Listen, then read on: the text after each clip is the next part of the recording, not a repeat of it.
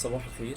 بكلمكم دلوقتي من اسكندرية بقى. ده الفيديو التاني. الفيديو الأول أنا عملته لكم بالظبط من سنة، شهر 5 برضو السنة اللي فاتت بالظبط، والحمد لله دلوقتي لغاية اللحظة دي جايب تقريبا 9700 مشاهدة.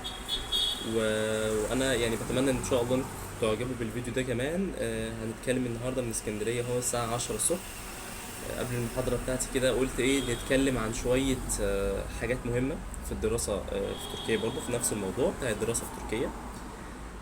أول حاجة هنتكلم عليها وهي تجهيز الأوراق، مواعيد الجامعات دلوقتي الحكومية والخاصة، وبعد كده آلية التقديم. وفي شوية حاجات كده برضو لازم تخلي بالك منها. كل ده هنتكلم ايه في النهارده ان شاء الله سريعا كده. اولا انا برضو اعرف نفسي لسه ما كانش يعرفني او ما كانش لسه سمع الفيديو الاول، انا هحطه لكم فوق او تحت في صندوق الوصف. اسمي شادي مصطفى، بدرس علوم فيزيائية، بدرس فيزيكس في جامعة أنقرة. التخصص بتاعي ان شاء الله بيكون في الاستروفيزيكس، وكمان في جزء من الكوانتم فيزيكس والكلام ده.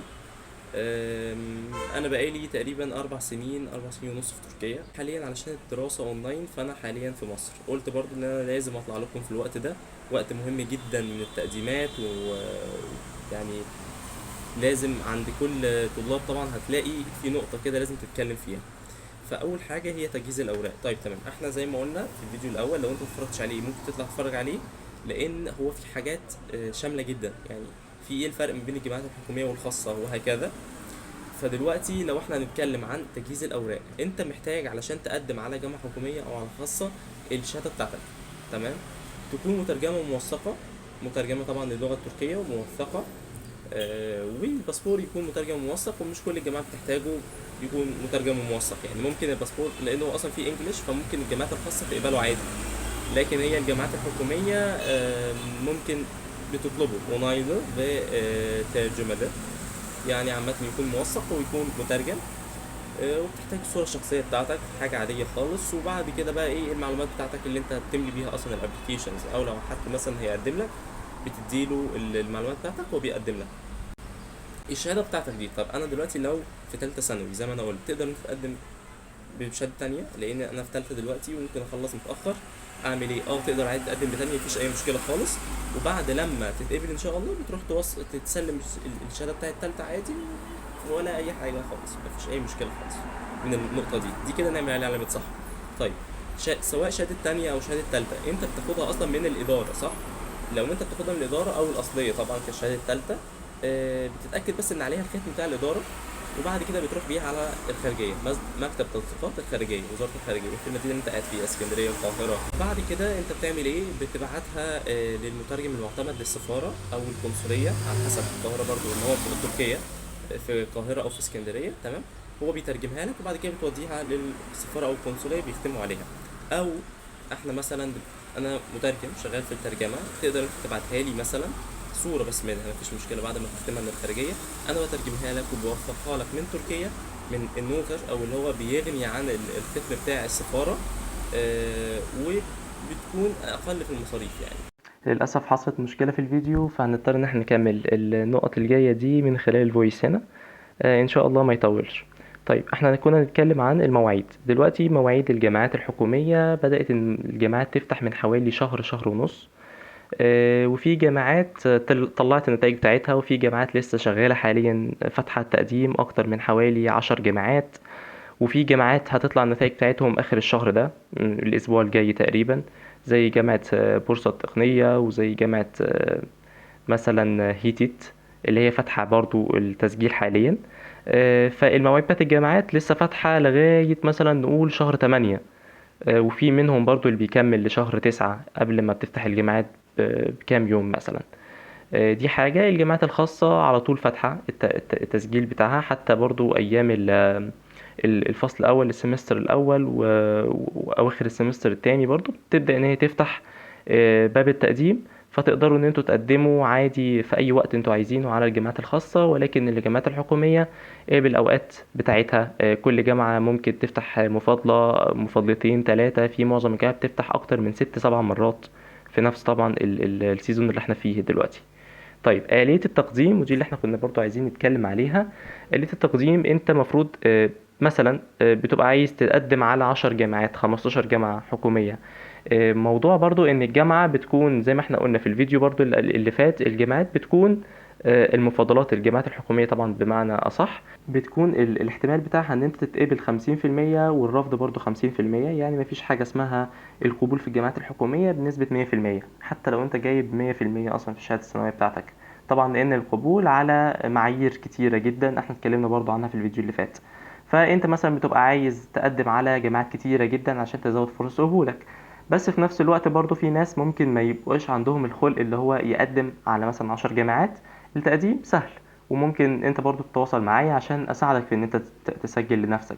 بس الموضوع هنا واللي بيخلي الطلاب كتير جدا ان هم يلجأوا فعلا للناس اللي عندهم الخبرة الكافية في ترتيب الرغبات او في التقديم بالطريقة الصحيحة، هو الموضوع بتاع ان 10 جامعات. آم، وبعد كده بتشوف كل جامعة النتائج بتاعتها تطلع امتى، في الجامعات اللي بتبعت على الميل، في الجامعات اللي بتدخل انت على السايت بتاعها عشان تسجل، وبعد كده تدخل على السايت بتاعها علشان تجيب النتائج بتاعت المفاضلة. ففي معظم الناس ممكن يكونوا بيتكاسلوا عن الموضوع ده، وعشان كده بتلجأ معظم الطلاب ان هم يقدموا تبع مثلا مكتب الخدمات الطلابية او الاشخاص اللي هم عندهم فعلا خبرة سنين كتيرة جدا في موضوع التقديم على الجامعات، ان هم بيقدموا لعشرات وفي كمان منهم مئات الطلاب. بيتقدم لهم على كل واحد مثلا سي على 10 او 15 جامعة، فالاجمالي وفرصة ان انت تعمل غلط بتكون خلاص قلت بعد الخبرة دي كلها. فتقدر انت مثلا ممكن لو انت عايز حاليا تقدم على الجامعات الحكومية تقدر ان انت تبعت لنا اوراقك، احنا بنترجمها وبنوثقها، وبعد كده نبدأ ان احنا نقدم لك على المفاضلات بتاعة الجامعات الحكومية وعلى اكبر عدد ممكن من الجامعات الحكومية بأرخص سعر. طبعا لان هدفنا اولا واخيرا هو ان احنا نوجه الطالب توجيه صح، نبعده عن المعلومات المغلوطة اللي موجودة في المجال ده عامة. طيب دلوقتي احنا هنتكلم كمان عن اللي هو التنبيه عن زيادة المصروفات بتاعت الجامعات. الجامعات الحكومية عامة هي دلوقتي المصروفات بتاعتها في حوالي مثلا أقل جامعة نقول 2500 دولار في السنة ل 3000 دولار في السنة. في طبعا الأقل منها في 1500 دولار في السنة طبقا للسنة اللي فاتت. المصاريف بتاعت السنة دي ممكن كمان تعلى شوية. بالنسبة للجامعات الحكومية فمفيش بقى الموضوع اللي هو بتاع مثلا من سنين كده كانت تبقى مثلا الجامعة ب3000 4000 ليرة في السنة. دلوقتي ممكن لو هنتكلم عامة جنرالي عامة عن مثلا الهندسة، فهي عاملة متوسط ما بين 10 ل15 ألف ليرة في السنة. وفي طبعا معظم الجامعات ممكن تلاقي استثناءات أقل شوية، ممكن تلاقي أكتر بكتير طبقا إن كل سنة بيتم الزيادة بتاعة المصروفات. فبرضو تخلي بالكوا عن على الموضوع بتاع المصروفات، تمام، عشان برضو الطالب ما يبقاش رايح وهو شايف ان في جامعة ب3000 ليرة او 3000 جنيه في السنة او في الترم حتى. الموضوع ده بيكون استثناءات بس، وطبعا كل سنة بيتم الزيادة عامة على المصاريف تحت الجامعة. طبعا مقارنة بالأسعار بتاعت الجامعات الخاصة فهي قليلة لسه برضه، يعني نقدر إن احنا نقول إن هي لسه قليلة، بس طبعا على اللي احنا اتعودنا عليه، اللي هو مثلا طلاب بتروح تدرس في تركيا علشان مثلا الأسعار بتاعتها رخيصة جدا. يعني مثلا أنا أيام كان 2018 2019 كانت أسعار الجامعات في جامعات مثلا ب1000 ليرة في السنة مثلا، يعني كلية علوم أو كلية هندسة ب1500 أو ب2000 ليرة في السنة، في حاجات أقل برضه. فدلوقتي الحاجات دي قليلة جدا، فانت برضو عشان في ناس بتعمل كده ايه الدنيا طحينة بقى وعسل ووردي والكلام ده. هي الدنيا سهلة الحمد لله، مفيش اي تعقيد خالص، ولكن لازم تحط في عين الاعتبار برضو موضوع السعر، عشان برضو ما تروحش وتتسوح هناك، فاهمني؟ تكون انت عارف الدولة دلوقتي بتمر بايه هناك، معيشة مثلا بقت عاملة ازاي، الاسعار بقت عاملة ازاي. وبرضه موضوع الشغل انا قلت عنه في الفيديو الاول، اللي هو انت مش هتكون رايح وهتشتغل انا هشتغل دلوقتي، لا، لازم لسه تاخد لغة. هنشوف لو في اي حاجة تقدر انت تعملها تشتغل فيها تشتغل ساعتها. اه المرتبات هناك ممكن تكون كويسة او كده، بس لازم برضه اللغة دي نمبر 1 يعني تاخدها في كتارجت بتاعك، تارجت اول، تمام، عشان تعرف ان انت هناك تعيش وتقدر تنتج ان شاء الله. او بس الفيديو عشان الدرام اللي جاي. تمام، عدى خلاص الحمد لله. لأهم نقطة في الفيديو ده كله، تمام، هو إن أنا عايز أقول لكم شوية حاجات تخلي بالكم منها. آه، يعني ده مش أي حد هيقولها، بس أنا يعني بحب إن أنا أقولها فعلا للناس، يعني لأنها تستحق الموضوع فعلا طلع بيستحق يعني. شهادات اليوس وشهادة اللغة اللي هو التومر عامة، ان انت تبقى تخيل انت كده تبقى مثلا، ده هقول لكم عن المتحف كمان شوية، ولا بتعرف ان انت دخلت واخدت يعني ما استحقتش بمعنى اصح ان انت تاخد شهادة لغة، ما عندكش اي لغة خالص، ولا عندك الامكانية ان انت تحل جيومتري او تحل الرياضيات عامة عشان تاخد اليوس، تمام، عشان تقدم طبعا على جامعة فتروح تشتريها، وفي ناس فعلا بتبيعها، وبشكل من الاشكال ساعات بتتقبل في معظم الجامعات. بس يعني الكلام ده انت حاول ان انت ما تدخلش فيه، لان انت فكر بس في الموضوع، لو مثلا لو طلع ان الجامعه دي بعد ما انت دخلتها واتقبلت عادي، جم كده لجنه مثلا بدات ان هي زي الموضوع بالظبط شراء المقاعد، هحكي لكم عنه برضو، جت وشافت اليوس دي الشهاده دي عامله ازاي اصلا، كيو ار مثلا بتاع كيو ار كود جاي من جامعه ايه، النوت بتاعك السكور بتاعك اصلا ده ايه بالظبط، ممكن يعني يتم الكشف عنها وتطلع ان هي مزوره. ساعتها انت اصلا لو في سنه تانية او في سنه تالتة فانت كده مستقبلك راح، ده اول حاجه. زي بالظبط برضو اللي رايح الداخل مثلا بشهاده لغه هو اصلا ما يعرفش لغه، طب انت كده بتضحك على نفسك اصلا، انت داخل تدرس مجال باللغه التركيه، فانت كده بتضحك على نفسك يعني قبل ما تكون بتضحك على الجامعه، ساعات ممكن تتقبل. فالموضوع ده خلوا برضو في دماغكم، لان في ناس بتحط السم في العسل كده زي ما بيقولوا، وبتعرض لك الموضوع زي بالظبط موضوع كده شراء المقاعد، تقول لك ايه، الجامعه هتطلع لك وصل، وانت من غير ما تدفع، تقدم مثلا بيوس او بتقدم بالشهاده بتاعتك، لو انت جبت 50% دخلك جامعه حكوميه، بتبقى معظم الجامعات في تركيا كده معروفه في الموضوع ده، بدون ذكر اسماء يعني. فبيقول لك هطلع لك وصل ايه بالظبط يعني، وبعد كده تيجي اصلا لجنه بعدها بكام سنه لو حصل الموضوع ده مع حد يعني، انت تعمل ايه يعني؟ ممكن تضحك على نفسك.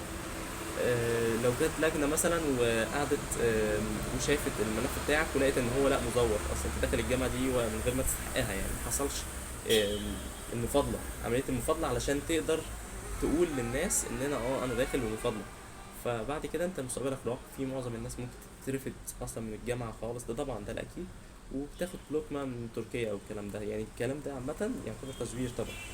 ففي ناس بتحط الموضوع ده كده بتدسه في العسل زي ما احنا بنقول، فخلي بالكم من الموضوع ده جدا يعني ان شاء الله.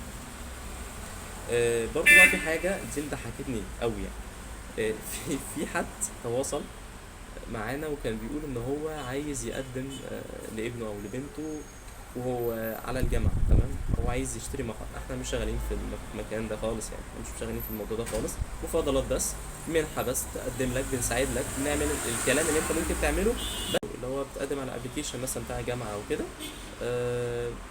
بس هو دخل وبيسأل، عايز يشتري مقعد وكده، والمشكله بقى مش في كده، تمام، احنا قلنا ما عملناش في الشغل ده خالص، بس بنبص كده برضو لقينا ان بنته تقريبا خريجة اعدادية، هي تقريبا كسلت ان هي تدخل الثانوي، وفي ناس عاملاها فعلا، تلاقي ان في ناس بتعمل كده، بتبقى بس معاها شهادة الاعدادية وداخلة وبتبقى في كلية بقى خلاص.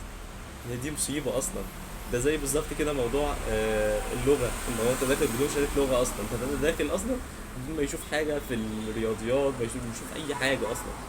فالصراحة هو تقريبا عايز يدخل، مش عايز يدخل ثانوي، فهو قال ينط على المرحلة اللي بعدها على طول، يعني بقى خلاص ايه، يخلص الموضوع وخلاص يعني. الناس مش عايزة الناس بقت تكسل حتى تدرس، وبتعتمد على الموضوع بتاع شراء المقاعد وكده. فخلي بالكم يا جماعة من الموضوع ده، ده اللي انا كنت عايز انوه عنه.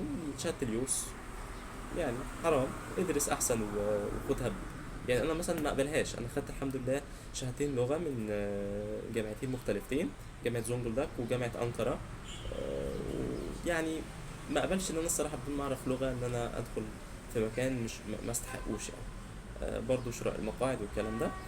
بس كده اكون اتكلمت في فيديو بسيط ان شاء الله يكون عجبكم. برضو ما تنسوش السبسكرايب واللايك، ولو اي كومنت او كده انا هحط لكم برضو الكونتنت بتاعتي تحت، تقدروا تتواصلوا معايا ان شاء الله، وان احنا نساعدكم في توجيه في اي حاجه بالظبط انتوا عايزين تعملوها في الموضوع ده، بشرط طبعا وبهدفنا ان احنا نوجه الانسان والطالب صح بدون ما يضحك عليه ولا اي حاجه من دول. ان شاء الله اشوفكم تاني على خير وبس كده، مع السلامه.